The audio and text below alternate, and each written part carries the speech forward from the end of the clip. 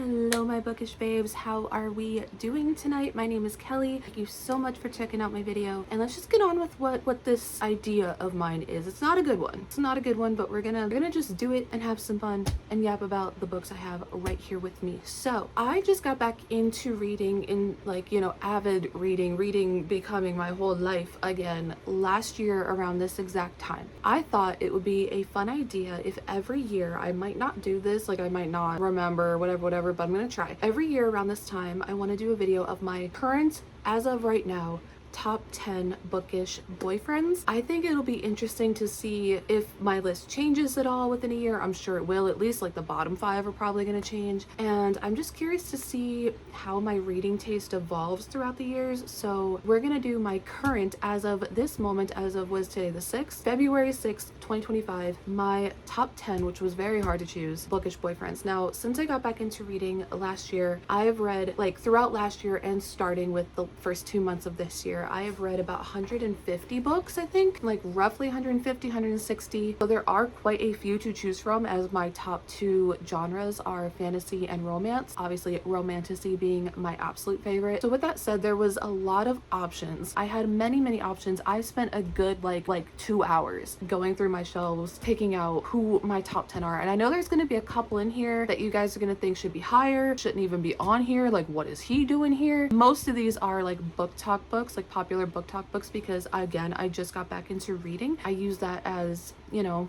what's going on right now, what's popular with reading. So I read a bunch of popular book talk books.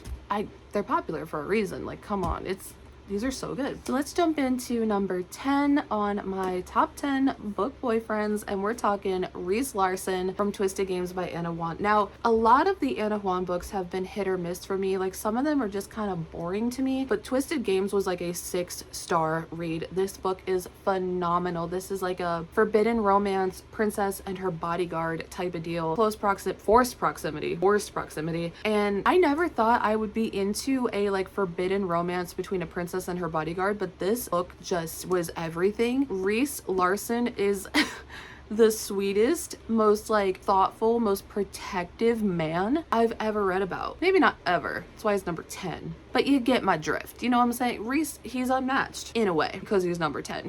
He's not number 1. Basically, this follows Bridget and Reese. Bridget had a bodyguard. He had to dip. She was like, man, why am I losing my bodyguard? She gets Reese as her new bodyguard, and they despise each other at first. So it's also kind of like enemies to lovers, forbidden romance, forced proximity, all that good stuff. Bridget is the princess, and she does not agree with the way things are going right now, but she has another family member that's kind of competing with her on who's going to be top ruler once that time comes, and it's very problematic. And she's like, well, maybe she pulls like a Princess Jasmine kind of deal, like, well, maybe I don't even want to be a princess anymore, like I'm sick of this, blah blah blah. Reese, being a bodyguard, he is all business. He is all, I am here to protect you, and that is it. And he's got his wall up. He's like, I'm here, I'm doing my job, that's all we're doing here, that's it. But what, inch by inch, little by little, she breaks down all of his walls, all of his defenses, and the inner like monologues between both of them, realizing that they're having feelings for each other and that they shouldn't be having feelings for each other, is so good. Like, the writing and the way they're thinking about it is just phenomenal, and just, I love this so much. I think in my, I don't use Goodreads, I use Fable. I think in my Fable rating, I gave it 5 stars, and all I put was like, why is every book guy named Reese perfection? Because let's be honest. And then next month, I believe it's Wild Side by Elsie Silver, the 3rd book in the Rose Hill series, is coming out, and I'm pretty sure the MMC's name is Reese. So like, prepare to have a 5-star read, because the MMC's name, there's something about a guy named Reese. I'm ready. I'm here for it. I am here for it. So this is number 10, Reese Larson, everybody. Perfection. This number 9 is gonna be, you guys going, what? Like girl, we get it, but we don't get it. He shouldn't be in a top 10, maybe a top 30. Why is he in your top 10? Hear me out. This dude is the epitome of just goth energy. I am a goth at heart. I don't look the part, I know. I used to, until my hair faded, and now I'm very upset about that. This man, I raved over him probably more than I don't know anybody else who's raved over this guy more than I have, so please don't hate on me for having this guy in my top 10. This is my list. It's just my opinion. That's my opinion! But we're talking about Grimm from the Lightlark series. Listen, before you get all your panties in a bunch, before you start yelling at me, why is he in your top 10? Hear me out, okay? If you don't know what Lightlark is, this is a fantasy romance, I would say, and it's a story about an event called the Centennial that happens every 100 years. And it's kind of like a competition where 6 different realms that have curses show up at the Centennial at Lightlark, and they compete to basically get their curse lifted. What happens is one of the realms, someone has to go in order for this to be a success. One of them has to go. Ayla. I don't know if it's Ayla or Isla. I've always called her Ayla, so I'm just gonna go with Ayla. Forgive me. I know that name has like multiple pronunciations. I go with Ayla. If you say Isla, totally fine. If you say Isla or Isla, whatever, it's fine. I'm going with Ayla. Ayla here has no powers, but she gets into the Centennial. There's a love triangle situation going on. Literally, it's like the angel and the devil on your shoulders, where the angel is Oro, who's like the king, and then Grimm is the devil, who's like the shadow daddy. But hear me out. I feel, in my personal opinion, I don't want to spoil anything, so I can't say, like, I can't give specific reasons why I prefer Grimm, but I'm just gonna say from what I've seen, Grimm actually likes Ayla for who she is and wants her to remember and figure out who she is and what she wants, whereas Oro's over here being like, you have to do this, you have to do that, you gotta do this, and I don't like that about him. And also, have you seen the picture of Grimm? Y'all are gonna question me. Y'all are gonna be so like, why? What is wrong with this girl? I have a type, and Grimm is my type. I don't have the same type as most bookish girlies. Grimm is my type. I will put his picture right here. That man. As soon as I saw him, I almost died. I died dead, almost. I'm telling you. I just love the way he treats her. Like, yeah, they go back and forth, obviously, because technically in the series, Grimm is the bad guy. He's the enemy, kinda. It's so much. You think at the beginning that Grimm is the bad guy, but as in Nightbane specifically, Grimm carries this book. This is the book that made me just go, yeah, he's definitely gonna be in my top 10, because, and it sucks because I don't want to spoil the book, so I can't give details as to why. So I can't do a hear me out, even though Grimm really is my hear me out. He really is. Just know, in this book, Grimm straight up carries this entire story. If Grimm did not play as much of a role in this book as he did, I would not have enjoyed this. That says something. I love him every time he had a scene with Ayla, especially like a romantic scene, because Grimm is the kind of guy that has no feelings, if not just pure hatred for everything and everybody. So seeing how much he cares for Ayla genuinely and wants to be there for her and wants to love her is just, I love when like an emotionless or very hateful man is obsessed with her and loving the girl. It hits every single time. Every time there was a scene between the two of them, I was kicking my feet. I would see his name pop up and I would get all super giddy and I'd be giggling and I would be like, oh my gosh, it's Grimm, my man, he's back in the book. He had to be on my list. I couldn't not put him here, is all I'm saying. So he is number 9. Number 8, a lot of you guys are probably gonna say this guy should be much higher up on your list, but I'm just happy that I've met this man and that he's on my list at all. I don't know who I was before this man came into the picture when I read this book, and that is Justin from Just for the Summer. This dude, if you don't know what Just for the Summer by Abby Jimenez is about at this point, I'm quite shocked, because especially last year, this was getting all the hype, and much deserved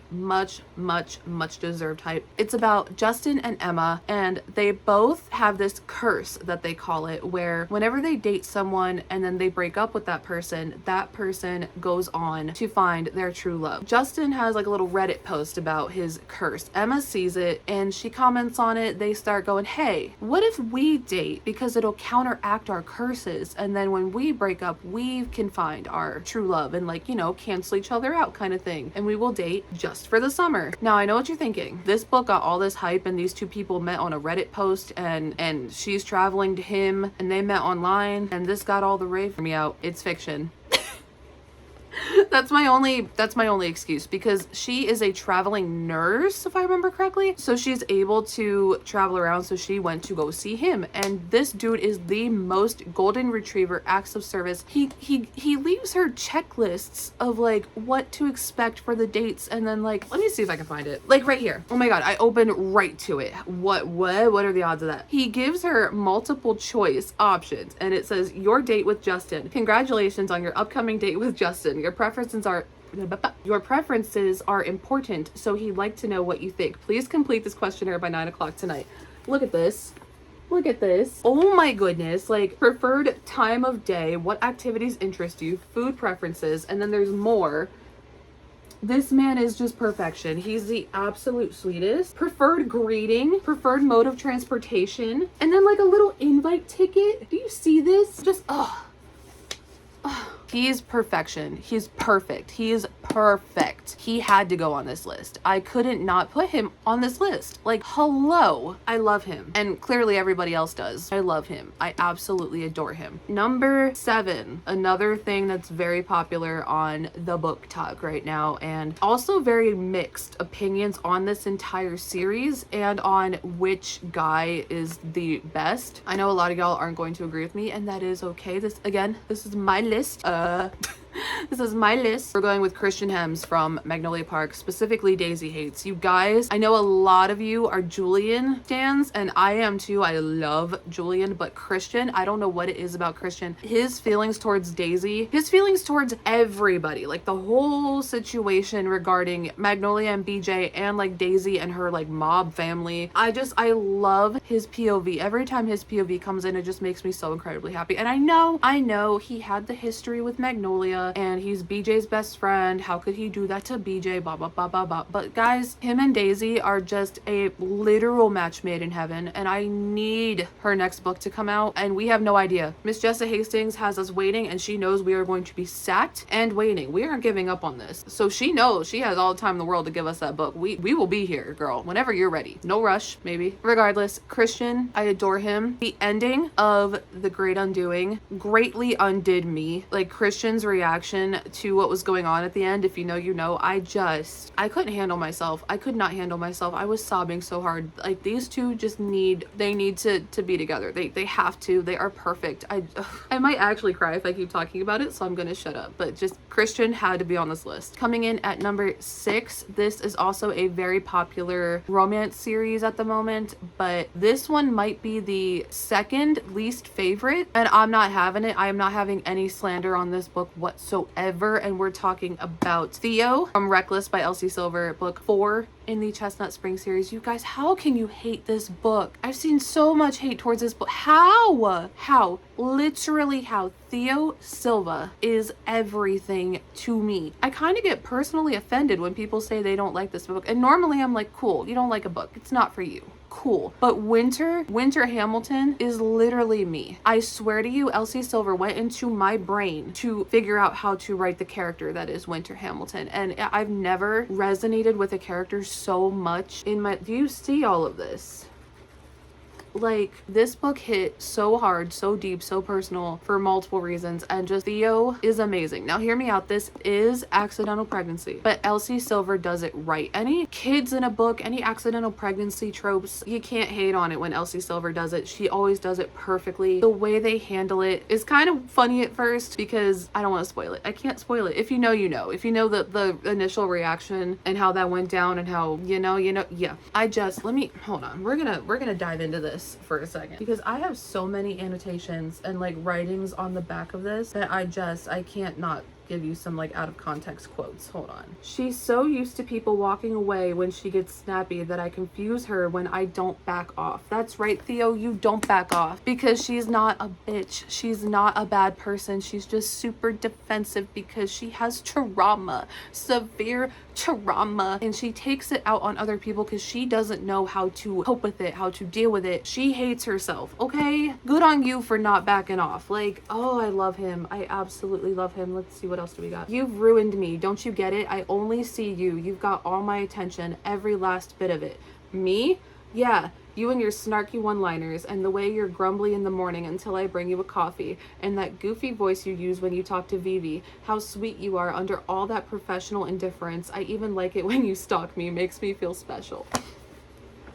You guys, I love him. I love them together specifically, but I love him. He was so patient with her. Anytime she needed reassurance, he was there. Anytime she was doubting herself, he was there to bring her up. Anytime she was having a meltdown, he helped her calm down. He knew exactly what to do. He knew exactly how to make her feel better. And there were so many times she was like, wait, what? Really? Like, you actually feel that way. You're not playing me. I'm not being pranked. Where are the cameras? And I just relate to that so much because I need reassurance more than any other person I ever know. Like, I've ever known in my life. So his patience and understanding with her, and just not even once getting frustrated with the way she is and how insecure she is, I can't recommend this enough. That is why Theo Silva had to be number 6 on this list. He had to be. All right, this one I'm gonna have to preface. Number 5. This was number 1 for a while, and then I read some more and it kind of went down a bit. But this was the first book that I've read that, you know, when I got back into reading, that just hit me in such, like, I could not stop thinking about these characters for months. I had the playlist going every single day. I was sobbing every single day. That was the first time I ever had a book affect me that much. And I really thought about it, and this book came to me at a personal moment in my life when I really, really needed the lessons that came with it. I know this is a very controversial author, but I can't not include this because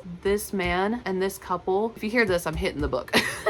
They just mean so much to me personally. It was the first time I ever experienced emotions like that with a book. You might know what it is, and you're probably rolling your eyes, and this should not be on this list, but we're talking about Rune from A Thousand Boy Kisses by Tilly Colt. You guys, I had to. This story was the first one to ever truly mess me up in a way that was affecting my actual everyday life. I could not function for like a good month after reading this. I was calling my friends and my family and telling them that I loved them. I cannot listen to If I Could Fly by One Direction ever again without sobbing. If you know, you know. And just what Rune does for Poppy, given her circumstances. I don't want to spoil the book, I really don't. But what Rune does, the leaps and bounds this man goes to give her what she needs and wants during this horrible time, is just the sweetest, absolute sweetest, heartwarming thing. And I had to put it on here. I am a sentimental romantic sap, okay, and this just checked all the boxes for me. It really, really did. So if you don't know what this is about, this book is about Poppy and Rune. Now, they were next door neighbors and they became like best friends immediately. I'm thinking started like the age of like 8 years old. They were next door neighbors, and Poppy's grandmother passes away, but before she does, she gives Poppy this jar and says, I want you to fill this with 1,000 boy kisses throughout your life. I want you to experience love and joy, and I want you to mark them in this jar throughout your lifetime. And Rune, little 8-year-old kids, I think it's so cute. Rune was like, but you're my best friend, so I can give you a kiss. And like, he gives her first kiss for her jar, and then they're inseparable. By high school, they're together. They love each other unconditionally. They're the sweetest couple ever. But then Rune has to go away because he's from Norway, if I remember correctly, and his dad had to go back to work over there. And Rune and Poppy are separated, I believe, for 2 years. And they promise to keep in contact. They promise they're still gonna love each other when he gets back, blah, blah, blah. But one day, Poppy just ghosts him. And he does not hear from her for a very, very long time. And by the time he gets back, things have changed so dramatically in Poppy's life. And that's where I'm gonna leave it because I don't want to spoil it. Just, you guys, please, if you're ready to bawl your eyes out, please pick this up. It's so beautiful. It is so stinking beautiful. So I had to put Rune on here. I had to. So I'm literally about to cry. I'm remembering the stuff he's done for her, and that ending. Oh my god. I swear I'm okay. All right. That is why Rune is number 5. He was number 1 for a hot minute. So the next 4 had to be some special pieces of paper to top this man, because oh my goodness. All right, moving on. At number 4, this should come as no surprise to anybody. I'm new to reading. I'm reading what's popular on Book Talk. Reese. This is the second Reese on this book. Remember what I said earlier about every MMC named Reese being perfection? This is why this man is number 4 on my top 10. Reese, this, if you, I can't, I don't even, I don't even need to say anything. Look, I feel like I'm like lecturing you. Like, if did you not like you walk through the door and I turn the lamp on and I'm like, you haven't read ACOTAR yet? What's going on? I'm about to ground you, and your punishment is to read this, which is not a punishment at all because it's got Reese in it and he's perfection. I don't have to say anything. It's ACOTAR. It's ACOTAR. It's Reese. He's on my list. I almost put Cassian on here too. I am a Cassian girly, okay? But just Reese will always be top for me with any of the men in ACOTAR. ACOTAR book 6, I don't know what it's going to be about. I doubt. I'm pretty sure like Reese and Feyre's story is done, but however, if you know the ending of A Court of Silver Flames, we might still get glimpses of them in the next book. I don't know if it's going to be Elaine's book, if it's going to be more of Nesta and Cassian. I don't know. Is Tamtram going to get a book? I don't know. I'm excited though. Reese and number 4. I still remember when I first read this and I did not know how to pronounce his name, and I asked y'all on like TikTok because I was calling him like Ricend, and that just sounds like you want to put put rice on food, like you want to put rice on something. Like, hey, can you rice in that?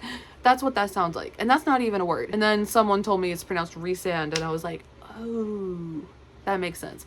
Anyway, moving on from this, Reese is number 4 on my list. Number 3, some of y'all are about to block me because this man is not number 1. I can already see it happening, but he's on my list regardless because nobody does it like this man. Nobody does it like this man. This man has caused women to lose their minds. I can't even think of proper words, but what he does for this girl, it's unmatched. It is unmatched. That is why number 3 on my list of my top 10 book boyfriends, Xaden Ryerson. Guys, you're gonna be so mad at me like, oh, he's not number 1. What do you mean? What is wrong with this girl? It's my list. At least he's in my top 3. Okay, it's my list. Chill, relax. This is not something I necessarily need to talk about because unless you have lived under a rock, you don't even have to be in the book community to know what Fourth Wing is at this point. This has taken over like the entire world. This entire series has taken over the whole world. And honestly, the main reason that Xaden is now number 3 on my list instead of any lower is because of Onyx Storm.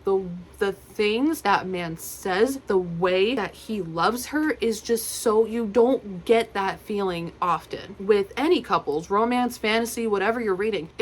You don't get that amount of intense love like you do with Xaden and Violet. It is beyond insane to me that some people were trying to, they wanted a love triangle situation. They wanted Violet to have other options. Excuse me, I don't think so. With all due respect, no, because there's only one person in the entire universe, in the entire galaxy for Violet, and that is Xaden Ryerson. This man, I'm about to grab Onyx Storm. 1 second. Let's do a little quote diving, shall we? Just to further prove my point. Like, this entire book was just Xaden trying to protect Violet from himself, and the thing that hurt the absolute most was the fact that Xaden could not get too close to Violet because if he did, he could lose control because of what his current situation is. If you know, you know. I don't want to spoil it. He said, I love you, but I'm only going to get worse. You really should run. And Violet says, come find me when you're ready to accept the fact that I won't. You guys, it is unmatched. What else we got? I could go on about Xaden Ryerson for the rest of my life. I could go on about Xaden Ryerson until Xaden Ryerson will be my dying breath. Like, Xaden Ryerson. And then I die. Okay, so keeping my hands off you has been the feat of my life, and you have the power to shred my discipline with a single fucking touch. There's no couple that's better than Xaden and Violet. Like, there's really not. You know, let's keep going, shall we? You are every fantasy I'll ever have. You guys, like, a kiss isn't enough. It never is with us. You want me the same way that I want you, wholly, completely, with nothing but skin between us, heart, mind, and body. He brushes his mouth against mine, stuttering my breath. All I want is to lose myself in you, and I can't. You are the only person in the world with the power to strip me of every ounce of my control, and the only person I can't fathom losing that control with. Xaden Ryerson, ladies and gentlemen. I can go on and on and on and on, but I'll stop there because literally I could do a whole video on just why I love Xaden Ryerson. Number 3, I love him. I love him. Number 2, you're probably gonna be surprised because you're probably thinking this person is number 1 if you've seen any of my videos on here or on my book talk. That has changed. I'm still never ever gonna shut up about this man. He is still God tier for me, but he's number 2, and that would be Kai Azar from Powerless by Lauren Roberts. You guys, I'm telling you, I will never in a million years shut up about this man. The man that Kai Hauser is, especially, I don't know what it was. It was also the audiobook that really got me. I don't know what that says about me, but then I've reread this book so many times, and I'm not a rereader. I don't reread often. I've reread this so many times, and I will never get sick of him, and that is why I loved Reckless so much. Everyone was like, oh, it was unnecessary. It was filler, and I'm like, dude, I got a whole nother book of banter between Kai and Peyton. I'll take 10 more, please. I'll take 50 more, please. I will take all of the banter that Miss Lauren Roberts can provide from Kai and Peyton, because I love him. I love this man. I love him so much. I don't know what it says about me. I really don't. I can't. There's a quote in here specifically. I don't even know if I'll be able to find it. And I'm using my phone to film, so I can't look it up. There's a quote in here where she asks him, she's like, we've been through all of this, but we don't even know the most like mundane things about each other. Like, what's your favorite color? And the way he realizes that his favorite color is the color of her eyes, and the way he says it, oh my God.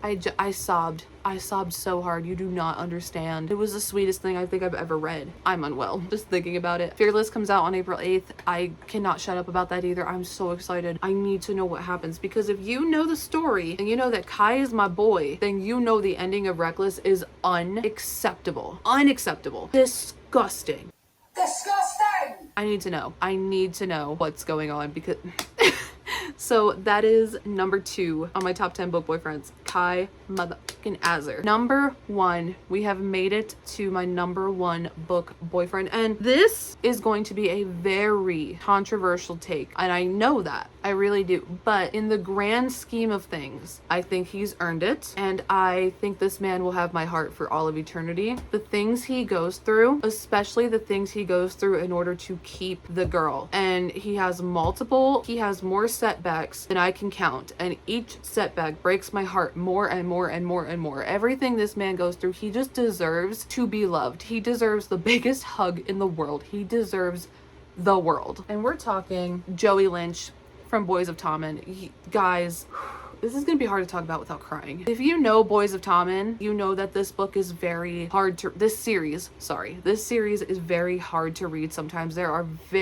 check your trigger warnings if you're going to read this series. There is so much sadness and hardship. Joey, this man, I can't even, like, I think about Joey Lynch and I go speechless. I go completely speechless. The things that this man had to go through with his family, to protect his family, to keep his family alive, only to really be killing himself on the inside while doing this, and not having anyone there for him until Aoife came along, and all the crap that Joey was doing, all the bad stuff he was doing because he was so upset, and Aoife never left his side. And honestly, if you ask me, if I were to make, I might make a list of top 10 book girlfriends, and I feel like Aoife would be number 1. I might do that video. I get so speechless and I get so emotional thinking about Joey. This man has my whole heart. I feel like he is a real person out there somewhere, and the events that have happened are real to him. He is real. In my heart, Joey Lynch, the whole family, everybody in this series is real. I don't know what it is. I really don't, but just, I love him. I love him. I love him. I love him. I love him. I love him. And I